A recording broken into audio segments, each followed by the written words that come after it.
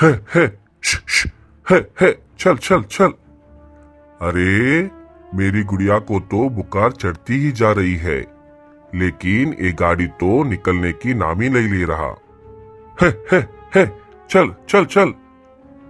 अरे इतने लोगों से मदद मांग रहा हूँ, लेकिन कोई भी मेरी मदद करने नहीं आ रहा है।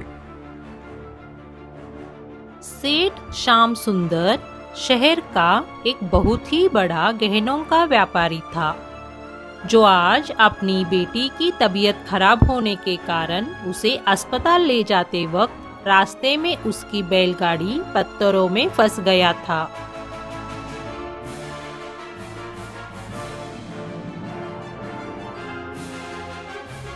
अरे ओ साहब, आप गाड़ी को आगे लेने की कोशिश कीजिए, मैं पीछे से धक्का देता हूँ। हाँ भाई, ठीक है। जोरों से धक्का देने की वजह से बैलगाड़ी पत्थरों में से निकल जाती है।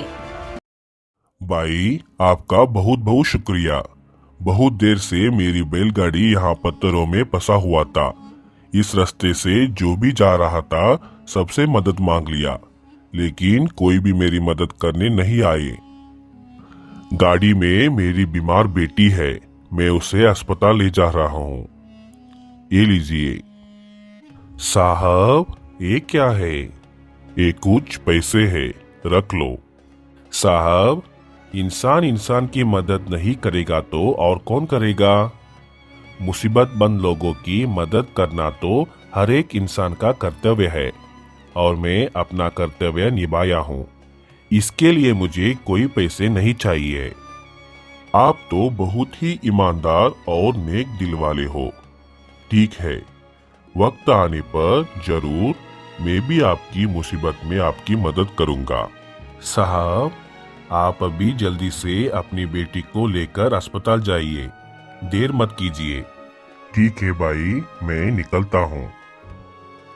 समंदर किनारे उज्जवलपुर नाम का एक बहुत ही सुंदर सा गांव था। उस गांव में किशन अपनी पत्नी और बेटे के साथ रहता था। किशन एक मछुआरा था और वो हर दिन समंदर में मछली पकड़कर उन्हें बेचकर अपना जीवन गुजार रहा था। सेठ श्याम सुंदर को मदद करने के बाद वह मछली पकड़ने समंदर की ओर चला जाता है। अरे किशन भैया, मुझे तो समझ ही नहीं आ रहा कि अपनी जिंदगी को कैसे सुधारी जा सकती है। क्यों रामू, क्या हुआ? ऐसे क्यों कह रहे हो? और नहीं तो क्या भैया, हमें ये मछली पकड़ने के अलावा और दूसरा कोई भी काम नहीं आता, और इस काम से तो 2 वक्त की रोटी मिलना भी मुश्किल होती जा रही है। हाँ रामू, तुम्हारी ये बात तो सही है, मेरी भी यही हालत है। अच्छे से पढ़ लिखते तो ये दिन देखनी नहीं पड़ती थी। हमें तो मछलियों को बेचते वक्त ठीक से हिसाब भी नहीं समझ आता। हाँ, हम तो पढ़ लिख नहीं पाए, लेकिन हम अपने बच्चे को अच्छे से पढ़ाएंगे भैया। हाँ रामू, अब चलो बाजार चलते हैं। किशन और रामू दोनों मछलियों को बाजार में बेचकर घर लौटाते हैं। किशन बहुत ही ईमानदार और नेक दिल का इंसान था। उसकी घर की हालत बहुत ही खराब थी। गरीबी ने उन्हें पूरी तरह से घेर लिया था। पिताजी, मैं पाठशाला जाना चाहता हूँ। मुझे बहुत पढ़ाई करके एक बड़ा अफसर बनना है। अरे भुवन बेटा, तुम्हारे दोस्त तुम्हें खेलने के लिए बुला रहे हैं। जाओ बेटा, जाओ खेल कर आ जाओ। हाँ माँ। अरे क्यों भाग्यवान, उससे क्यों तुम हमारी हालत छुपा रही हो? उसे भी तो पता चले, उसकी ये पाठशाला जाने की सपना कभी भी पूरा नहीं हो सकता। ऐसे मत कहिए जी, जो कष्ट आज हमें झेलनी पड़ रही है वो हमारा बेटा कभी ना झेले। उसे कैसे भी करके पाठशाला भेजेंगे और वो पढ़ लिख कर एक बहुत बड़ा ऑफिसर बनेगा, देखना आप। तुम भी ये कैसी बात कर रही हो भाग्यवान? हमें तो ठीक से 2 वक्त की रोटी भी नसीब नहीं हो रहा, और तुम उसे पढ़ाने के बारे में सोच रही हो। वो सब मुझे नहीं पता, लेकिन मेरा बेटा जरूर पाठशाला जाएगा। देखना आप, एक दिन भगवान जरूर हमारी मदद करेंगे, हमारे सारे कष्ट मिट जाएंगे। इतने में भुवन खेलकर घर वापस आ जाता है। माँ, चलिए खाना खाते हैं। मुझे बहुत जोरों की भूख लग रही है। हाँ हाँ, चलो सब खाना खाते हैं। अरे बेटा, खाने के लिए कुछ देना, बहुत भूख लग रही है। 2 दिन से कुछ भी नहीं खाया है। राधा, थोड़ा खाना उस बाबा को भी दे दो। राधा नीचे सिर झुकाकर चुप हो जाती है और किशन उसकी खामोशी का मतलब समझ लेता है।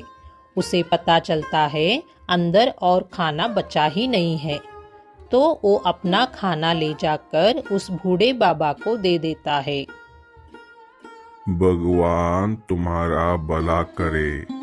जैसे तुमने आज इस बूढ़े की भूख को मिटाया है, वैसे ही भगवान तुम्हारी सारी परेशानियां दूर कर देगा। इतना कहकर वो बूढ़ा आदमी वहां से चला जाता है। भाग्यवान, मैं मछली पकड़ने निकलता हूँ। लेकिन ऐसे ही कैसे जाओगे? हाँ, मुझे पता है कि तुम क्या कहने वाली हो। मैं भूखा नहीं हूँ। उस बाबा की आशीर्वाद से मेरा पेट भर गया है। इतना कहकर किशन मछली पकड़ने निकल जाता है। बस उस आदमी का कहा आज सच हो जाए, कभी भी इन्हें ऐसे भूखे जाने की नौबत ना आए।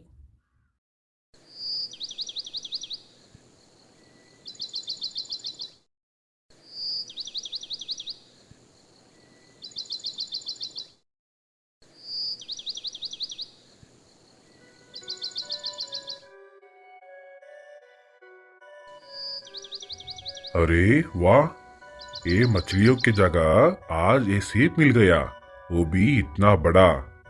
लगता है वो बाबा की बात सच होने वाला है। चलो अभी इसे खोलकर देखता हूँ। जैसे ही किशन वो सीपी को खोलता है, उसमें एक चमकदार मोती को देखता है और उस मोती को देखकर वो चौंक जाता है। अरे अरे अरे, इतना बड़ा मोती! इतना बड़ा मोती तो मैंने आज तक नहीं देखी। इसे अभी जाकर राधा को दिखाता हूँ। भाग्यवान भाग्यवान, ये देखो, आज मुझे क्या मिला है। अरे वाह, इतनी बड़ी मोती! जी, मैंने तो आज तक ऐसी मोती नहीं देखी। लगता है भगवान ने आज हमारी सुन ली और वो बूढ़े बाबा, उस बाबा का आशीर्वाद भी सच हो गया। इस मोती को बेचकर जो पैसे आएंगे, उनसे हमारी गरीबी मिट जाएगी और हम अपने बेटे को पाठशाला भी भेजेंगे। हाँ हाँ भाग्यवान, आज ही हम इस मोती को बाजार में बेच कर आते हैं। चलो। हाँ, आप ठीक कह रहे हो। चलिए चलते हैं। दोनों पति पत्नी मोती को बेचने बाजार चले जाते हैं। बताओ किशन, क्या बात है? बहुत दिनों के बाद मेरे दुकान आए हो। सेठ जी, मुझे एक मोती बेचनी है। हाँ ठीक है, दिखाओ दिखाओ। किशन सुनार को मोती दिखाता है और उस अनमोल मोती को देखकर सुनार चौंक जाता है। अरे वाह, इतनी बड़ी मोती तो मैंने आज तक नहीं देखी। जी, सुनार होकर ऐसी मोती तो ये भी नहीं देखे। लगता है हमें इसके लिए बहुत पैसे मिलेंगे। हाँ हाँ, रुको, मैं सेठ जी से पूछता हूँ। सेठ जी, मुझे आज समंदर से मछली पकड़ते वक्त मिला है। इसे बेचकर हमारे सारे कष्ट दूर हो जाएंगे, इसलिए हम इसे बेचने आपके पास आए हैं। तुम भी ये कैसी मजाक कर रहे हो किशन? इस मोती को बेचकर तुम्हारे सारे कष्ट मिट जाएंगे। क्यों सेठ जी, क्या हुआ? ये मोती सिर्फ दिखने में बड़ी है, लेकिन इसका कोई मूल्य नहीं है, क्योंकि इतनी बड़ी मोती को ना मैं हार में डाल सकता हूँ, ना ही अंगूठी में। लेकिन तुम मेरे पहचान के हो, इसलिए मैं तुम्हें इस मोती के बदले 500 रुपए दे सकता हूँ। बस। सिर्फ 500 रुपए? अरे भाग्यवान, हमें तो लगा था इस मोती की कीमत बहुत ज्यादा होगी। जी, आप उदास मत होइए। हम इस मोती को कोई दूसरे बड़े सुनार को बेचेंगे जो इसे गहने बनाने में इस्तेमाल करता हो। तब हमें इसका बराबर मूल्य मिलेगा। हाँ, तुम सही कह रहे हो। चलो इधर से चलते हैं। जाओ जाओ, कहाँ कहाँ जाते हो जाओ, लेकिन तुम्हें इस अनमोल और अनोखे मोती को बेचने घूम फिर के इधर ही आना पड़ेगा। लाखों में बिकने वाला इस मोती की कीमत इस गांव में तुम्हें सिर्फ 500 ही मिलेंगे। किशन और राधा गांव के दूसरे सुनार के पास चले जाते हैं, लेकिन वहां पर भी उन्हें उस मोती का योग्य मूल्य नहीं मिलता।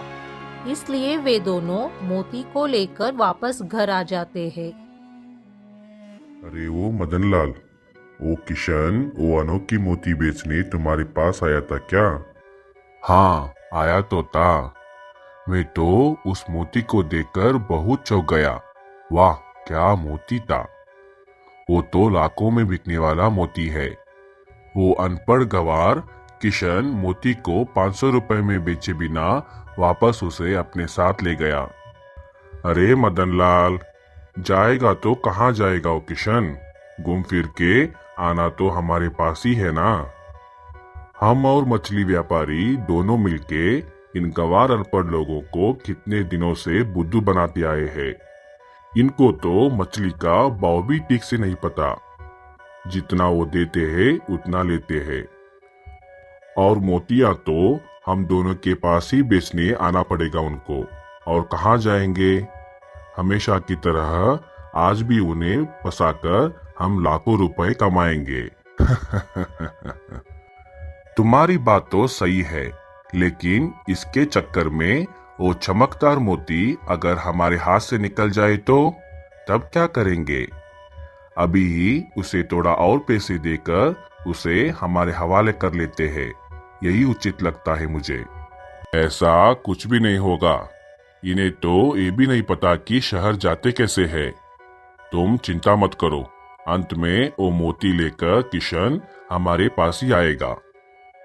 उज्जवलपुर गांव के लोगों को मछली पकड़ने के अलावा कोई दूसरा काम नहीं आता था, और वे लोग पढ़े लिखे भी नहीं थे।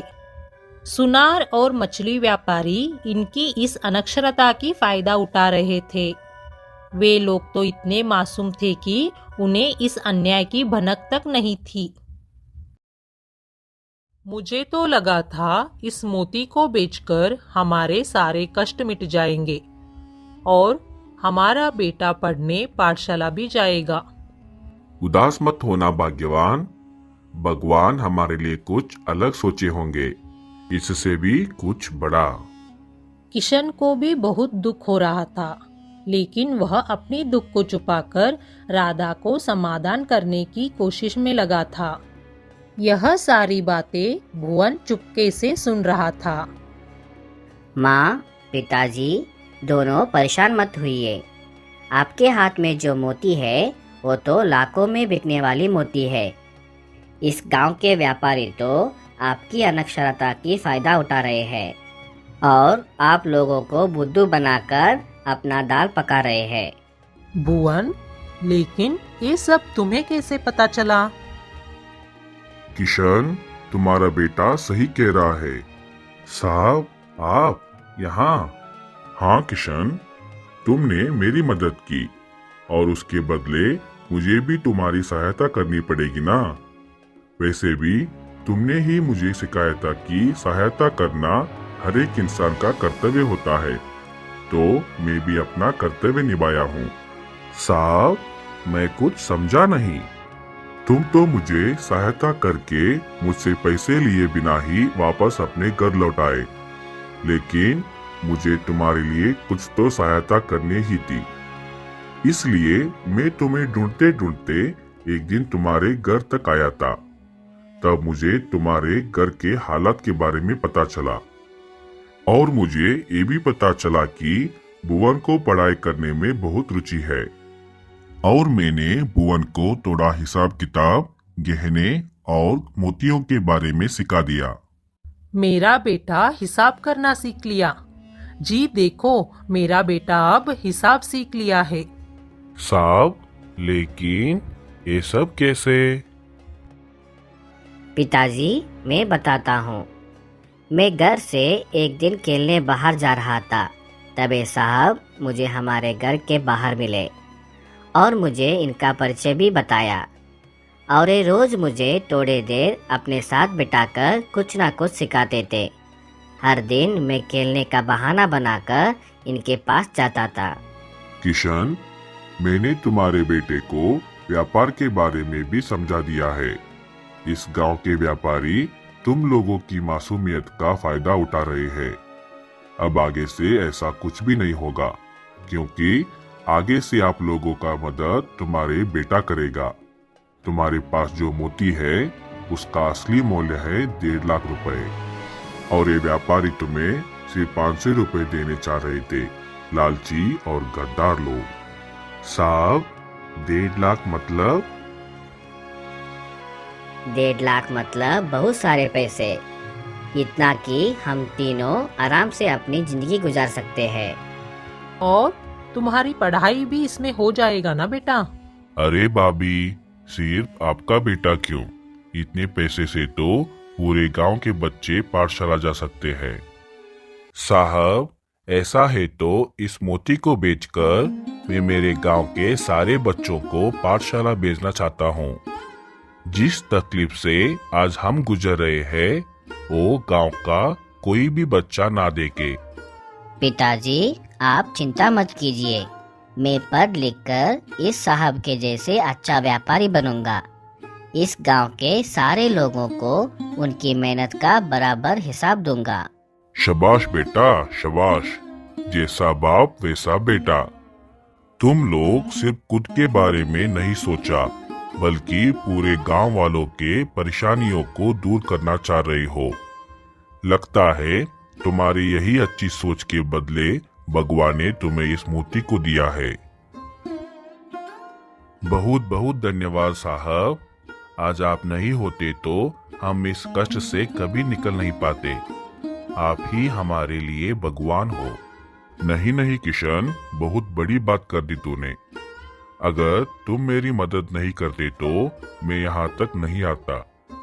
चलो, ये सब बातें छोड़ो और ये पैसे ले लो।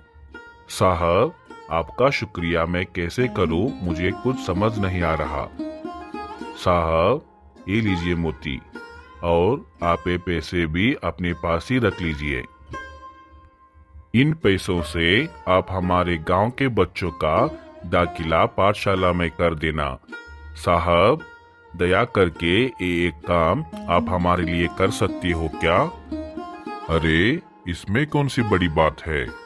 ठीक है, मैं पाठशाला में बच्चों का दाखिला करवा देता हूँ।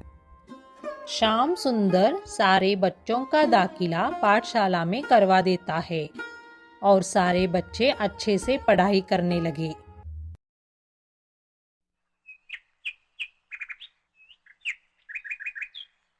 किशन भैया, आप तो हमारे लिए भगवान समान हो। आज आपकी वजह से हमारे बच्चे भी पाठशाला जा रहे हैं और हमें भी व्यापार से योग्य दाम मिल रही है। इतने दिनों से वो व्यापारी तो हम लोगों को लूट रहे थे और हमें उसका पता भी नहीं चल रहा था। और देखो, आपकी वजह से वो सारे हमारे गांव छोड़कर चले गए। वो श्याम सुंदर सेठ हमें योग्य दाम दे रहे हैं। गांव में सब खुशी खुशी से अपना जीवन बिता रहे हैं। ये सिर्फ और सिर्फ आपकी वजह से। अरे रामू, मदद करना तो इंसान का कर्तव्य होता है। हमें सिर्फ खुद के बारे में सोचना नहीं है, बल्कि सबके बारे में अच्छा सोचना है। तब भगवान भी हमारा साथ देता है।